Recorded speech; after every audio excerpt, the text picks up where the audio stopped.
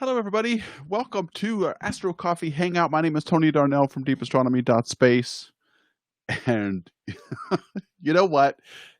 This happens maybe once a year. It looks okay. I'll go as far as to say maybe several times a year, once in a blue moon, let's say. The technology gods that look over the deep astronomy endeavor smile on us today. It looks like for the first time in weeks, I have equipment that works and bandwidth available at 3 o'clock in the afternoon in my neighborhood. So please let me know how my sound and video are coming through today, because I think this is going to be a rare occasion where all systems are green. So as I said, I'm Tony Darnell, and this is the Astro Coffee Hangout. We do these most Thursdays. I'm trying to get back into my content creation schedule that's pretty uh, uh, more regular than it has been now that all this stuff has been worked out. So today we're going to be talking about getting a job in astronomy. This is something that I feel uniquely qualified to talk about because I have a perspective that not a lot of people have when it comes to working in professional astronomy. I spent 35 years working in the field, and I've got a lot of advice to people who are interested in it. We're going to talk about that today. But before I get started too much, I'm wearing my Space Junk Podcast t-shirt. There's a link to this podcast in the description box. We record every week and try to have episodes out every week as well. This is done in conjunction with OPT Telescopes and Dustin Gibson, the CEO there. We have a Space Junk podcast that I would invite you to subscribe to and listen to if you don't already. So I am monitoring the chat on a lot of different platforms. I'm streaming on Facebook, Twitter, but not as many people watch on those two, and YouTube on the Deep Astronomy channel, where most of you are. And so I see John's here, Andy's here, and Nick Hardy is here. Thank you for letting me know how this is coming through. Video is too good. Peter's been with me a long time. He suffered through some really bad stuff. Mac, it's good to see you. Peter, of course you're here. And Kylan and Andrew Planet, it's good to see you also. And so we've got a lot of things to talk about. So let's go ahead and get started. So in conjunction with the podcast, I get a lot of emails. And I can do this too, Andrew, just because I want to thank you very much for doing that. Thank you, Andrew. There are ways you can get some various deep astronomy merch, to which I am adding some things to here in the future. It's in all that stuff's in the links below on YouTube, and you can go to the Deep Astronomy shop on Teespring and get a lot of this stuff too. So thanks for supporting Deep Astronomy, Andrew. I do appreciate it. All right, let's get to it.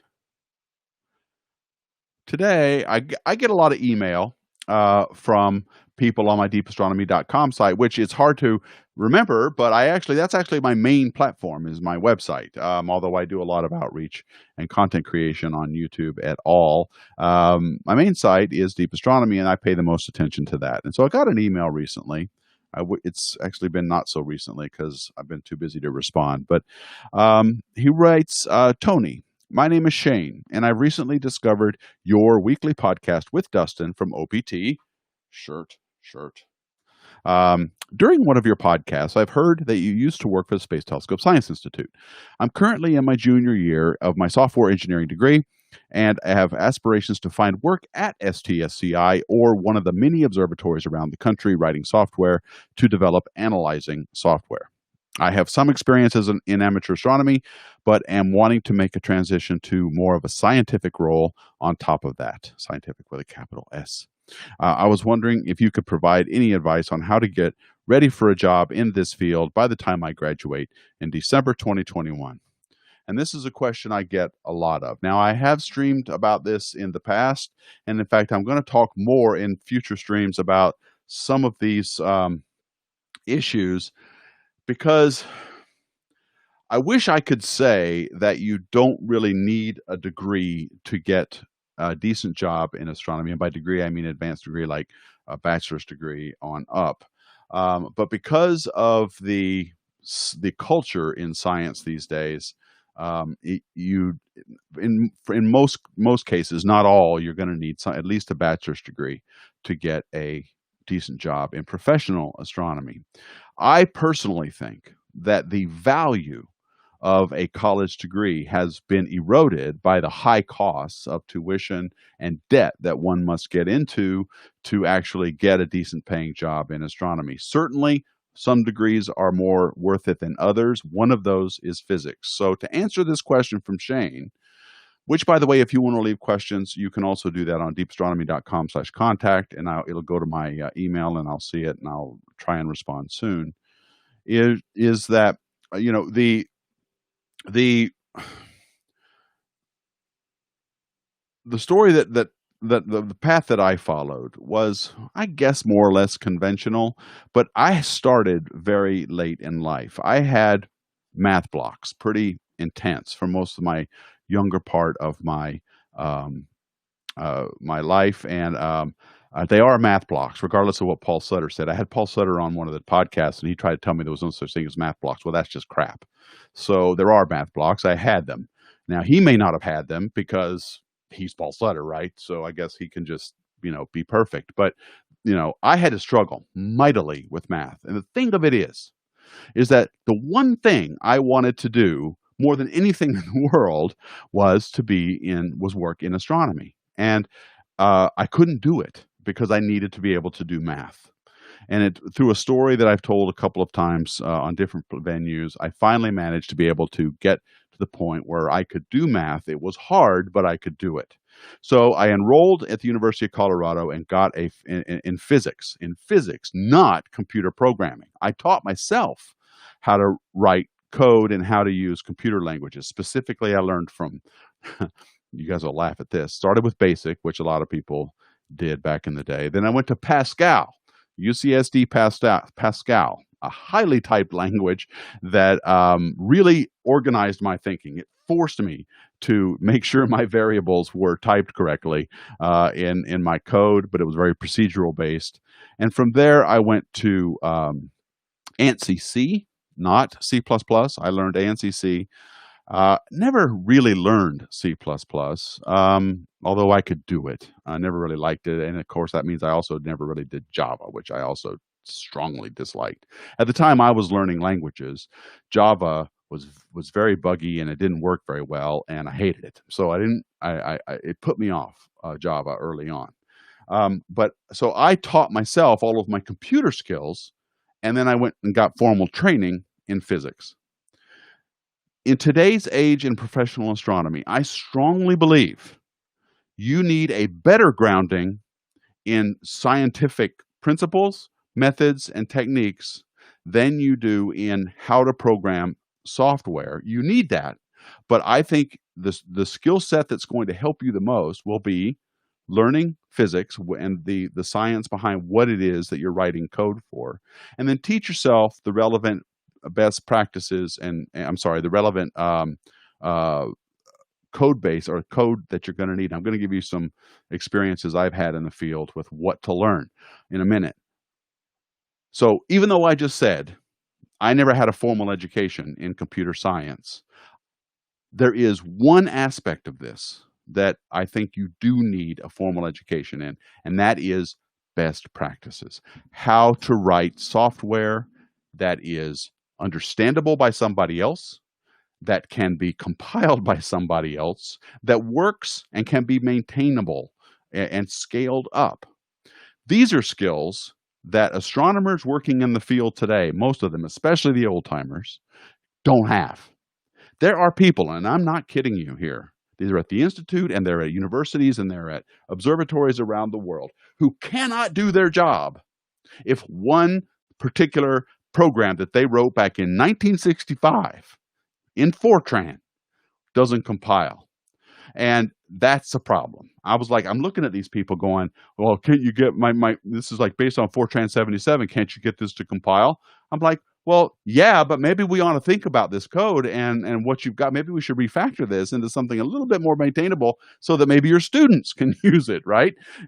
Instead of, this very poorly written slice of code. They're almost always written in a very specific way in order to make it multifunctional for different use cases. You have to actually go into the code, change variables, change constants, recompile it, and then run it again instead of just writing the code that's a little bit better off in the first place. So the path I took was I got my degree in physics, and I taught myself all the computer skills I needed as I went along. Okay, what I what I would what I didn't do and what I would do now that's different is I would make sure I had at least some computer courses in like revisioning systems like Git, and SVS or SVN and all the other revision control systems that are out there for code. I would learn those, and I would take some courses on best practices for writing maintainable code.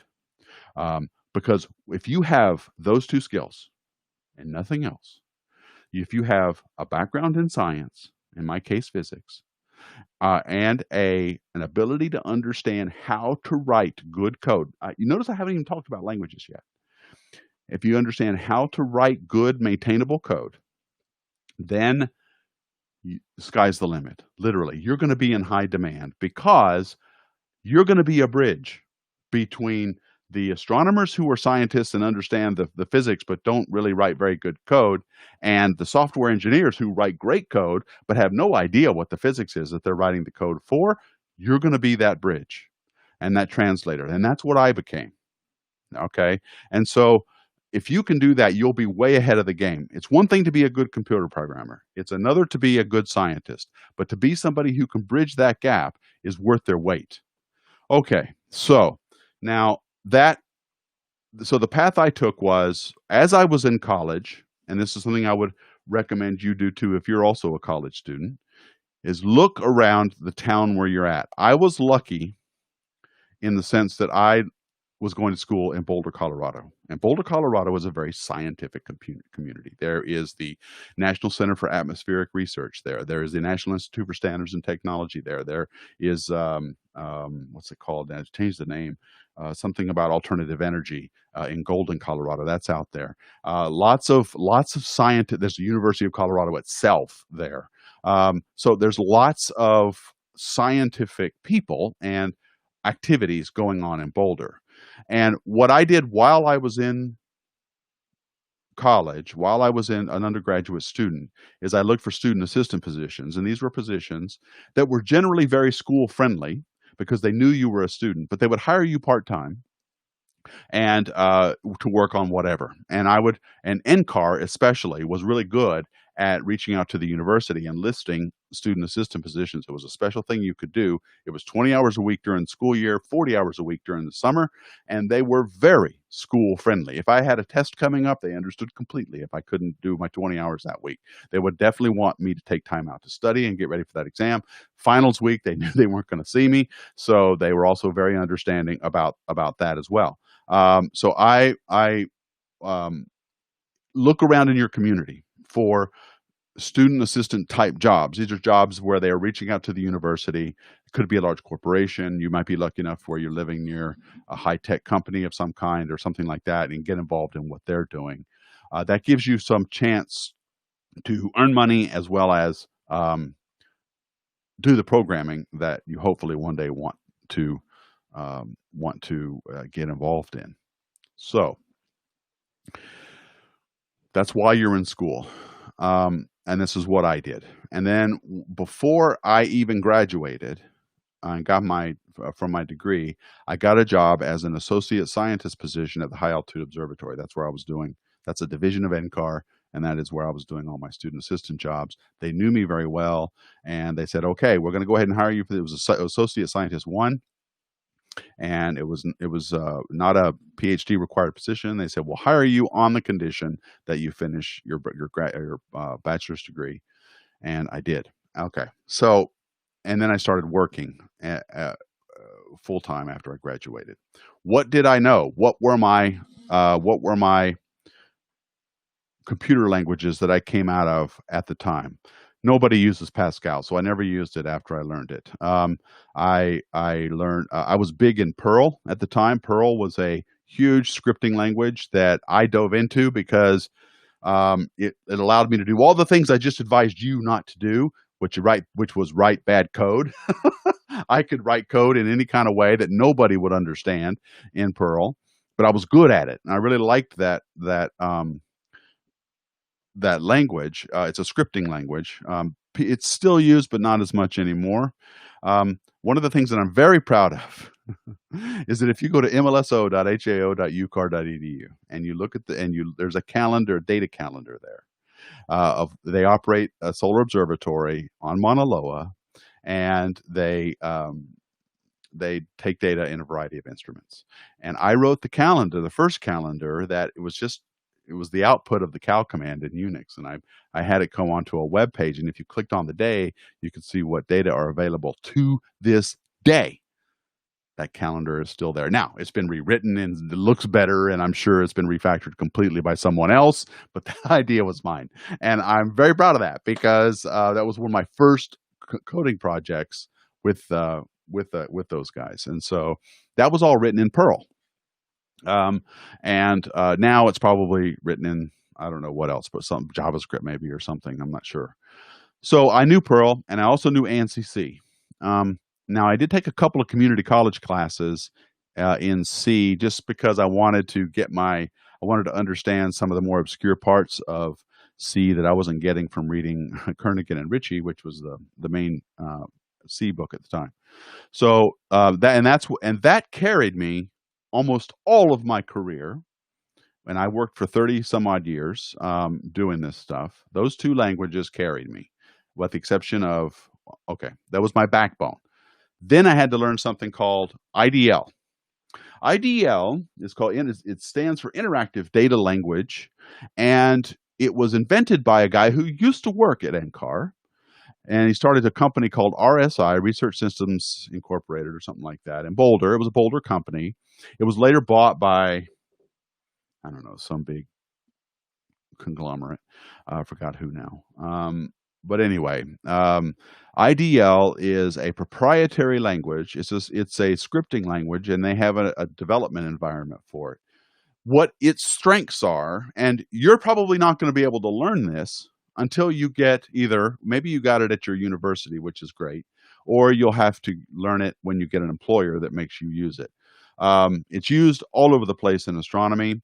Ball Aerospace is actually a big user of IDL. We at the Institute got some hardware code that they had written for, I believe it was Hubble, but I can't remember it directly. Anyway, it was all their code was written in IDL. And so it was all the control code and things like that for that particular piece of equipment. And I can't for the life of me remember what it was. The problem with IDL is that it is expensive. Okay, so the license for it is the Institute, Space Telescope Science Institute, had a yearly budget of things that they could go through. Software licenses was a big line item, and IDL was among the biggest license line item. So it's hugely expensive. It depends on how many licenses you need and all that stuff. You had to work on the license manager. The license manager has to distribute the licenses among the people who are allowed to use it. It is a pain in the butt. But that's its weakness. Its strength is that you can work on entire arrays all at one time. And why is that an advantage? To be able to say something like array equals array plus 1. You can just add 1 to every element in that array. Well, the reason that's an advantage is because images are 2D arrays, aren't they? Actually, they're 3D if you want to go into some of the data cubes that they have in FITS format.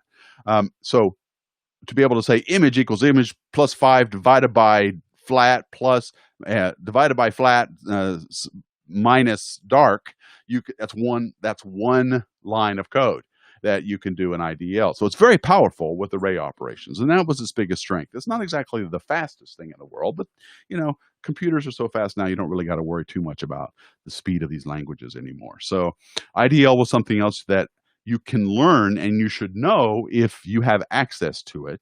But if you don't have access to it, it means your employer or your university or your observatory doesn't use it that much, or probably because they can't afford it. And so you don't have to worry about learning it. So it depends on if you have a job at a place that needs it and uses it. But it is common in the field. So Nick Hardy goes D base 4. So now I want to let me do something here. Let me get rid of this.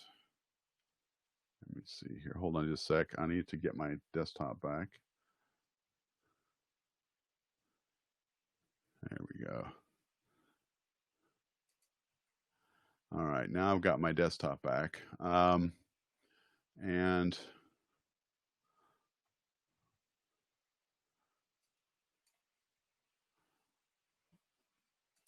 this is what I wanted to bring up.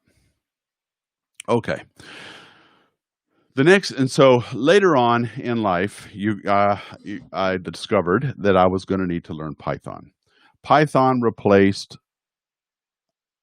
Perl as one of the biggest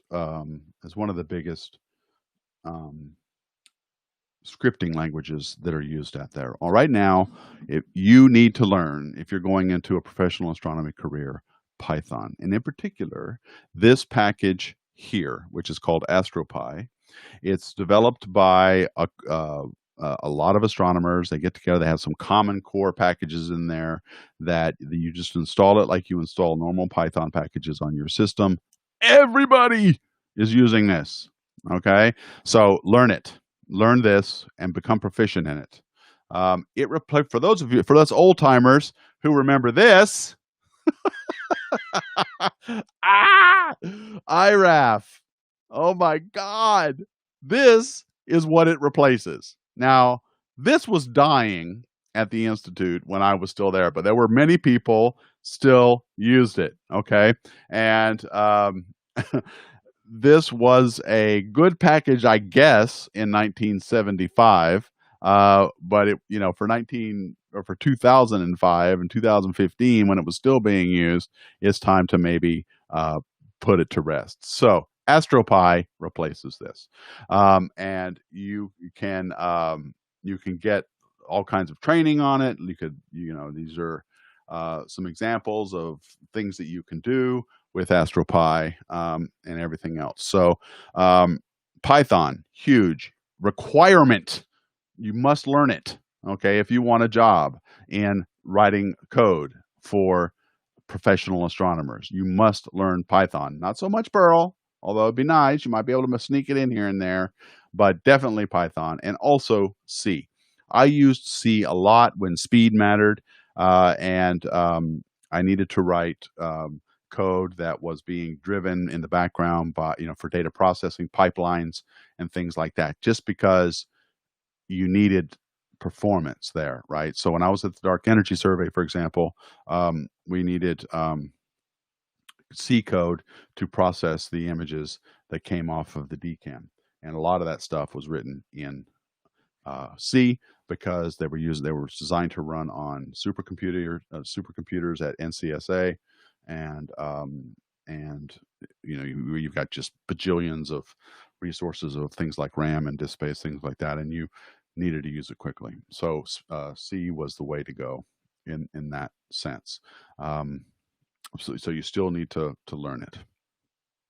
And finally, there's one other thing that I want to bring up that I learned toward the end of my career, which was a real-time operating system.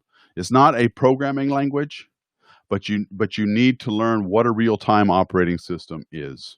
Now, the best way I could describe it, and I'm just gonna give it a little cursory mention here, is that an operating system like Windows, Mac OS, even Linux, runs on sort of a loose set of scheduling parameters, right? When you start a job and when you type a command in Linux, or you start an application in Windows, the priority of when the stuff gets executed is very mushy. Okay, and I mean that it's determined by things like how many threads are available in your CPU, how much, what other processes are going on, and priorities aren't really all that important. One thing doesn't necessarily have a priority over the other, unless, of course, you're trying to do a Windows update, which is the only time there apparently is any kind of priority in Windows world, because it's going to do that update come hell or high water, whether you want it or not. And believe me, I've had it done in the middle of a stream before. So that's why I'm so appreciative when technology seems to work. I've since weaned myself off of Windows, and I'm now back to my home of Linux. I love this laptop. I want to kiss it. It is so great.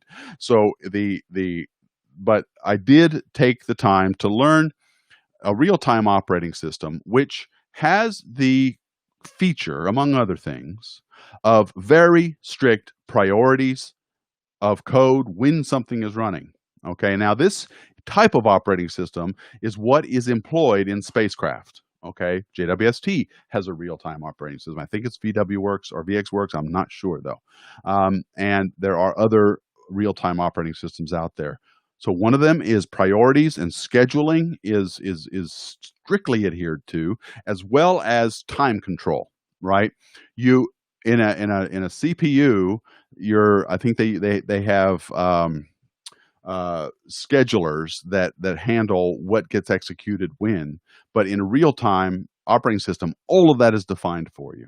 So when you execute fire jets command, it has a priority. Where is it in the priority, and for how long you want that command to be executed is really it's all in the hardware. You have direct control via the operating system of exactly how long those, or first of all, when those jets fire, and for exactly how long, to the resolution of the timing chips on board the hardware.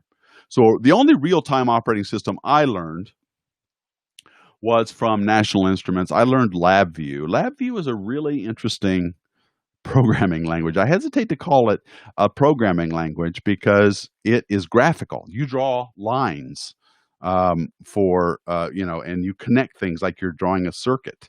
That's how you write programs in LabVIEW. Well, there's a real-time module that goes in there that lets you precisely control how many clock cycles does this piece of code run for, and what is its priority compared to other things going on.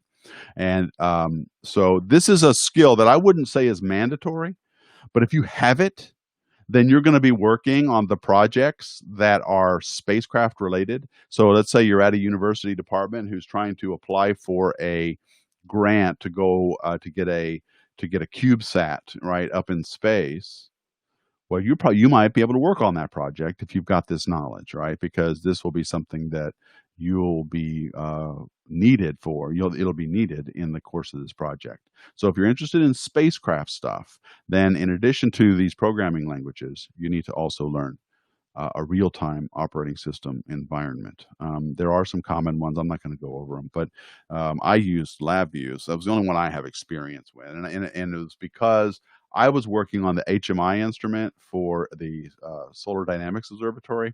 I didn't have a big role in that, but I did have a role, and one of them was to write some code for the HMI instrument that was sent on that spacecraft. And of course, we use this to write it in. So anyway, Shane, I hope that helps. That's my advice to you. I'm going to respond to you via email and send you a link to this once I'm all done. Now, that's pretty much my spiel. I'm gonna do another stream on whether or not you should get a PhD and what education requirements should you get. But I want to tell you one story. It's still true that you're going to need at least a bachelor's degree to get any kind of really interesting job in astronomy. Probably. And I think slowly that's going to change over time. And one of the reasons I think that's going to happen is that when I was at the Institute, I met a guy. I'm not going to give his name. He's a young kid and smart as hell. Really good. He was really good with all the IT stuff, and he was my job at the Institute was to be that interface I told you about, to be the interface between scientists and the research community. And he was really good. He was really good with all the IT stuff, and he was my job at the Institute was to be that interface I told you about, to be that interface between scientists and the research community. And he was the software engineers because they couldn't speak the same language. So my job was to sort of translate what the astronomers were wanting to the people who were writing the code, and then making sure that code was written in a way that not only the astronomers could disseminate, but also scale, and make sure that the requirements of what they needed were met.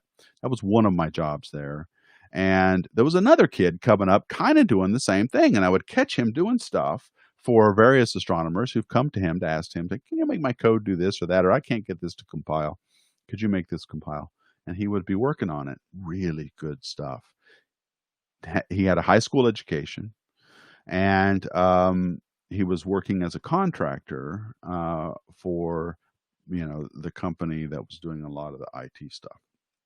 And over time, while we worked together quite a bit, I trained him on some stuff that I knew. I taught him a lot of things that I knew, and I gave him directions on some things that he should try to get his skill set up.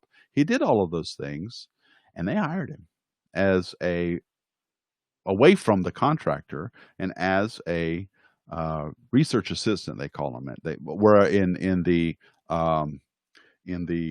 world of astronomy. You're going to find this job title changes wherever you are. At the High Altitude Observatory, it was called an associate scientist. That's what I was. At the Institute, at Space Telescope Science Institute, it was called a research assistant, or REI. What's the I stand for? Or REA? REA. I can't remember. Anyway, research assistant's what we always called it. And he got hired, and that is a job that required a degree. And but because of his innate talent and his ability to solve problems, he became worth more than the requirement of having a degree, and they hired him. So that's not common. That's very rare. And I don't know, there will always be a ceiling for him where he can only go so high and he can't go any higher. I don't know what that ceiling is, but it is something that he's going to come up with at some point if he never gets the degree in whatever, computer science or physics or something related that they can use. So that's a good story. So that is so let me get to some of your comments as I've been yammering on.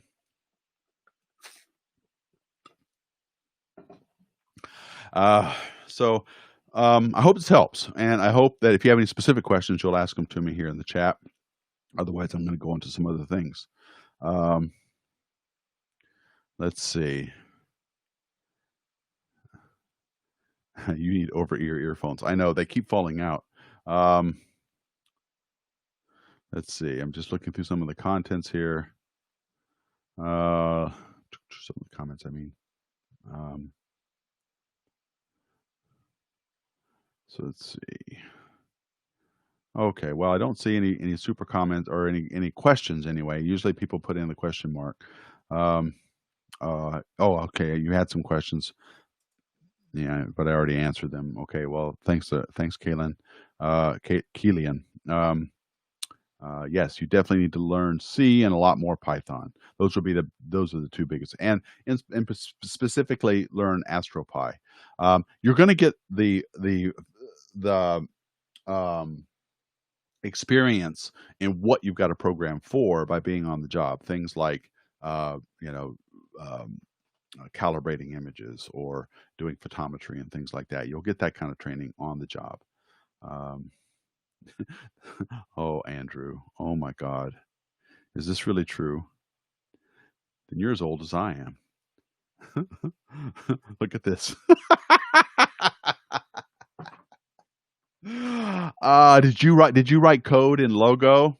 Remember that? Was it Terrapin Logo? Remember that with the little turtles? Did you used to do that? Well, on the TI-99, I did that. I did. That was fun. Man, you guys are old timers. God, look how old you guys are. Oh, look at John here talk about Cobalt. Wasn't it funny back in the, well, maybe you didn't know this because most of you guys are in Europe, but here in the United States, Cobalt became a thing. It was a Cobalt crisis because all of the unemployment systems that have been deployed here, especially in Florida, if you wanted to file for unemployment, you went to a website that was written in freaking Cobalt in the 1980s, I guess. and they're still using the same code. So suddenly there was this big influx of people needing Cobalt programmers and are willing to pay top dollar for them. Cobalt, if you don't know what it is a compiled language that was developed primarily for bankers, in the way that it handles arithmetic for decimals and dollars and things like that. So the ATMs that we use, the cash points, still have Cobalt code in them. Banks still have Cobalt code all over the place. That became a thing back there. So anyway, all right. So Andrew Pran is like, I just found a British equivalent for student-assisted jobs, great for someone studying at the Open University, and he's got a link here. Yeah, so definitely check these out. Dude, Grizzly Walk, I was a I was a freaking pro with Perl. I could write code that could do things in one line that were like entire applications. I was very proud of what I could do with sed, awk, Perl, all of it, man. I was, and nobody could understand a damn thing it did. So a lot of that code died on the grapevine because nobody could understand it. Let me pull up Charlie's comment here. It's not easy to get a job as an astronomer. That's right, astronomer with a capital A. However, there is a real need for technical people in astronomy, optics, mechanics, electronics, software. It's all needed. We have trouble finding people. So, Charlie, I assume you work at in the field, and I couldn't echo that more strongly either. Because if you know how to program something, how to build something, how to design something, how to if you got a skill like machining or welding, right, precision welding especially, you'll get a job in astronomy. Have you seen the projects that are out there now? Forget JWST for a minute. I mean, that's also I mean, that's a big deal, and JWST, rah rah rah. We'll talk about that here in just a minute. But have you seen the 30-meter telescope being built in Chile? Have you seen all of the ground-based telescopes that are currently being built in around the world? And there are qualified people needed, and by qualified I mean people with skills, not education so much as skills. I can't wait for the day when we get over this credentialism that we are just addicted to, right? We are addicted to credentials in this country, especially. And I think it's misplaced. Yes, bachelor's degree is a great thing. It tells you that you've done something over a course of 4 years at a university, but it really doesn't speak to what kind of engineer you're going to become or any of that kind of stuff. There are other standards by which I think we need to start judging people for whether they are qualified for a job or not. And that all of it is about this freaking degree. And because nowadays, if I were going to get my bachelor's degree in physics at the University of Colorado, I'm looking at, I don't know, $70,000, $80,000, maybe more. I don't know and that would be in-state tuition, right? I mean, who's got that kind of money? Nobody. So what do? You go into debt. Now you've got this 80, 90, maybe even $100,000 in debt. And what are you going to do? Sorry, Dustin's calling me right now. He must not know I'm streaming. Um, uh, uh, and so now you've got all this debt. And what are you going to do? You've got to get a high-paying job to pay this debt off. It's crazy. So it's a mixed bag. It's a mixed bag, and I think the value of an education now needs to be reevaluated in very specific circumstances. I'm not saying a bachelor's degree in physics isn't worth it. It is, and it will get you a high-paying job, but that's going to be offset by the amount of debt that you have to take on. And we need to be able to look at people who can program computers, who can operate cameras, who can design electronics, who can solder, who can work in a clean room with a lot of skill and precision and build anything you tell them to build a little bit differently than we do right now. We need to evaluate them in a different set of skills. Imagine that, you should be able to go, if you've got experience working on intricate electronic components or cameras or sensors of any kind, you should be able to go into a job without them going, "Oh, sorry, man, No, it requires bachelor's at least minimum, preferably PhD if you got it. I mean that's just crap. I think so. Hopefully that'll change. It hasn't yet, but Charlie is right. If you can do a skill, there will be a way. And I personally think that if you go to job sites like Keck Observatory, just go to these websites and look at their careers and see what they're offering. One of the best sources of jobs is the job register at the American Astronomical Society. I don't know if I can get to it. .org/job register. Oh no, I didn't do it right. Let me just do a search on it. Job register AAS. There it is. This. Go here. Look upon it and start here. Okay. This is where I found 2 of the 3 biggest jobs I got. It starts off with all your bullshit faculty positions, PhDs, and all that crap. There's not very many of those because getting a job in academia is really hard. Then you got more of them, tenure track positions. These are also hard to get. Postdocs, you'll find the most of these. These are what you have to do after you've gotten your PhD, after you have put forth 6+ years of some kind of slave labor at minimum wage and 80-hour work weeks. You get the pleasure of being an underpaid postdoc for 2 years at maximum before you get a tenure track job up here. Okay, so after you've spent all your years as a grad student being humiliated and then followed by a postdoc being underpaid, you get to then go up here and maybe try one of these. Well, good luck with that because you're not going to get them. 5% of the people who apply for academic jobs in a university get them. 5%. Okay? So you may as well start buying lottery tickets. You got a better chance. Okay? But then you go down here. These are all the postdocs. Tons and tons of postdocs. Postdocs. Everybody wants a postdoc. Everybody wants a postdoc. And then, of course, these are graduate positions. These are people advertising for you to come study at their school. And here you go.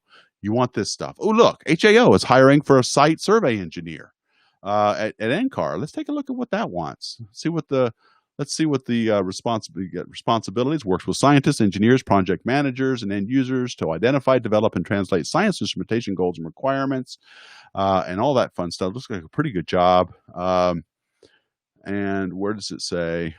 I have to see what you're going to be doing. All these detailed electronic design, data acquisitions. You got specific responsibilities they want. Oh, let's see. I'm not seeing where it says your qualifications are. I'm just scanning. I should be looking. Oh, looky here. Developed instrument control software, C, C++, and LabVIEW. LabVIEW is really starting to be a thing, or at least it's kind of always been a thing, but it's being used more and more in science now. It's a fun language, man. It is fun to program things in LabVIEW. Oh, let's see. Because this is an engineer, I'm assuming that. Well, let's go to their URL. See what they. This is HAO's website. So it's 3 years with a possibility of extension. You're working in Boulder, so that's a good thing. They'll help you relocate, where you'll work, what you'll do. Oh, you'll need here you go. Bachelor's degrees in engineering, master's degree, or a PhD or an equivalent of all of that crap. You have to be able to work at 11,000 feet. That's where Mauna Loa is. Mauna Loa Solar Observatory is at 11,000 feet. It's beautiful up there. I've been there 5 times. Let's see. So here's what they want, right there. So here we go. I mean, this is a job that I would apply for if I still wanted to get a job. So I'm too old, by the way. I'm 58. No one's going to hire me now. But yeah, there's a good job right there for somebody. Bachelor's degree, unfortunately. So go through this scientific technical staff thing. Scientific programmer, that looks pretty promising. I don't know about what goes on at ESA, but ESA in Europe would have a different set of requirements that I don't really know much about. I don't have any experience with it. And then there's these others. These others are just things that they can't classify very well. An associate mission operations specialist. That sounds interesting. Salt astronomer. That's from South Africa. Scientific programmer from California Institute of Technology. Everybody, most people, I should say, not everybody, but there's a lot of jobs here on the job register. So you want to go here. Also, if you just go to any website, let's go to Keck Observatory. And we click on Keck Observatory. And Andrea wins the Nobel Prize, which is great. And then we go to people. No, that's not it. Somewhere they have visit, donate, workforce development, maybe? Is this where their jobs are? No. Outreach. Careers. Here we go. All right. Okay, they don't have any. But when they do, you can just go directly to these websites and try them. Or as Andrew Planet put up, a link on Indeed. I find Indeed has a lot of stuff too. So let me just get my cursor back. Okay. So cool. All right. Any other comments before I move on to the next section? Let's see. Okay.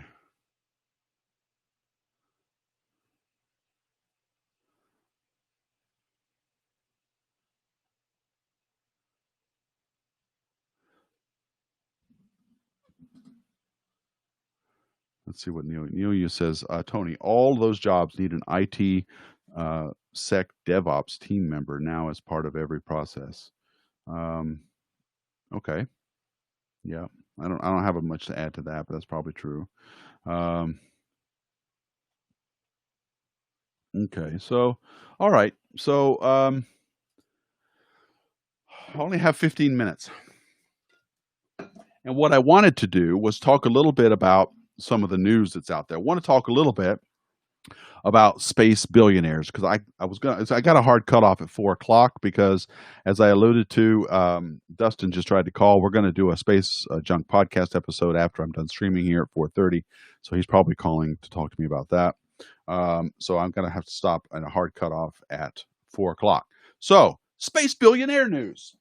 I have the space billionaires ranked in the following three. There's three category. There's three main space billionaires. Number one space billionaire is Elon Musk. He's number one because he's done more things, right? He's put people. He's launched humans. He's done the SpaceX thing. He's got Starlink, cluttering up our night sky. He's just done the most. Space billionaire number two, in my opinion, is Elon Musk, and it's in space billionaire number three is Richard Branson, in order of my own personal opinion. So these space billionaire tycoon robber barons, the 2020s version of the railroad raping of the American West. We have those three people. And in the news today, and news this week, Jeff Bezos launched a thing. So let's take a look.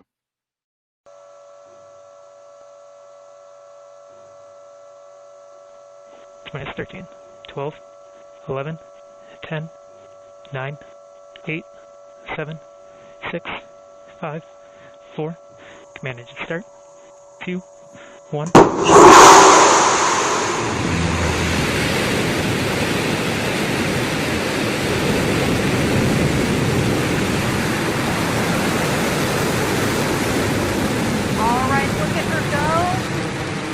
Mission control has confirmed New Shepard has cleared the tower. Check out that shot from our drone. On her way to space. Lunar landing tech on board. Payloads inside. You can see at the top right of your screen there, New Shepard's gaining speed. That BE-3 engine is really doing its work. What a clean burn. Okay, I had 10 minutes of that because I wanted to watch it go up and then come back down again, but I'm running out of time, so I cut that short. But it also the purpose of that launch, the new Shepard launch, was to test this thing right here.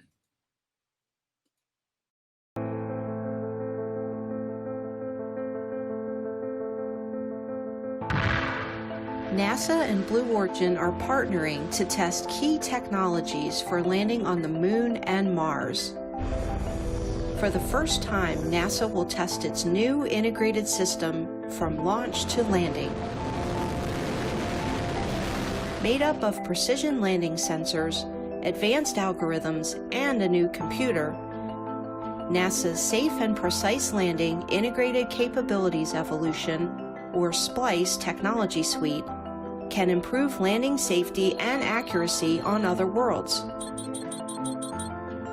New Shepard will help develop and mature these technologies for potential use by NASA and its commercial partners. Wow, there they go.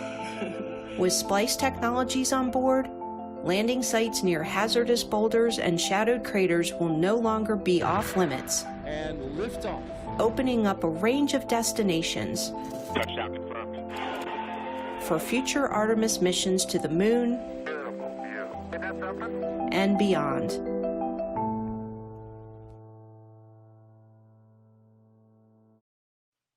So that was it. They were there to test the SPLICE technology suite, which, if you're not aware, Blue Origin is one of the contractors being selected to land or to build a lander for the moon.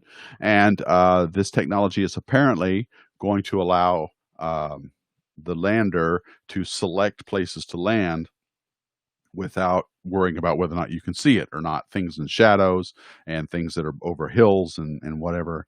This thing can basically select a good landing spot automatically. And that's something that's really different from now and what we had back in Apollo. I mean, we heard the Dragon crew astronauts talk about how the Dragon capsule basically flies itself. And that's true now, I think, for the lander as well. They're just going to be able to sit around and watch it go down and only take over if they have to. But this technology was something they tested in this launch on Monday, which I thought was pretty cool. So I don't know how much more frequently Blue Origin is going to be launching and New Shepard's going to be going up, but that was an exciting piece of news today. Now, real quick, I want to talk about JWST, everyone. Was it last week or it was earlier this month?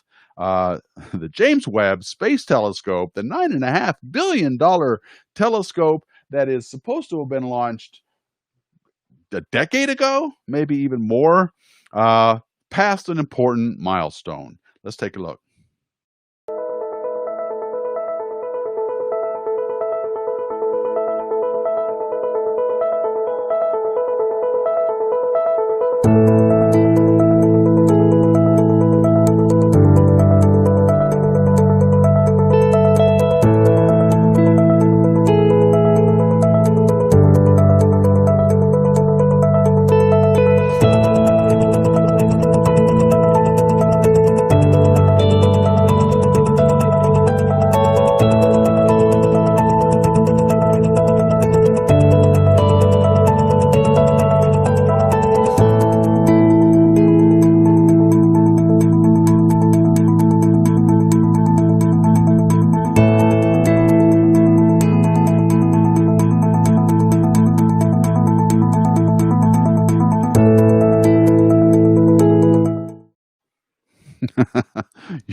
You watch. YouTube Content ID is going to flag me for showing these videos because that's what they do. Even though they're in the public domain or they're Creative Commons, I'm still going to have to pay, I'll bet. Anyway, so they put JWST, they folded it up, they put it in a little curtain, and they rolled it into an acoustic chamber where they vibrated it as if it were going to launch. And apparently nothing fell off, which is a good thing. Certainly not what's happened in the past. And so they're now going to roll it out of that chamber. And the last remaining thing to do for the venerable James Webb Space Telescope by the Northrop Grumman Corporation is they're going to deploy everything one more time. And they're going to fold it back up one final time.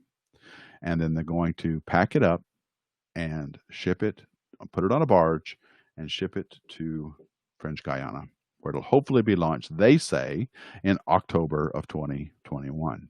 My money is still on March of 2022.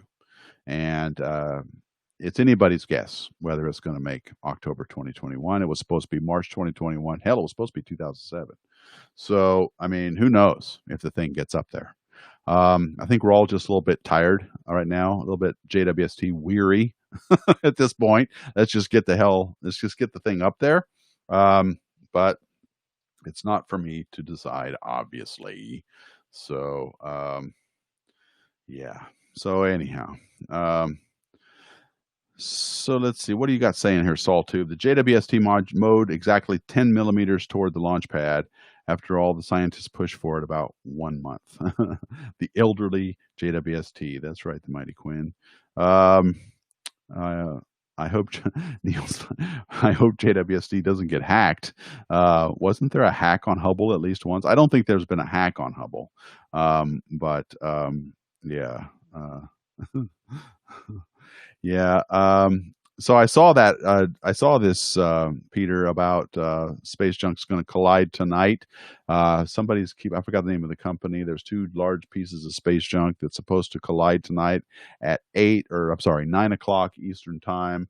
There's a 10% chance that those two pieces of space junk are going to hit. So that's true. So don't worry about it, Simon. It's good to have you here. So let's see. Random access memory loves some NASA. So there you go. I do too. NASA does a good job, I must say. So okay. I'm not going to put that up, Neil. I was going to put up one of your quotes, but I'm not now. Oh, did I say Elon Musk was 1 and 2? No, okay. That's the kind of thing I would do.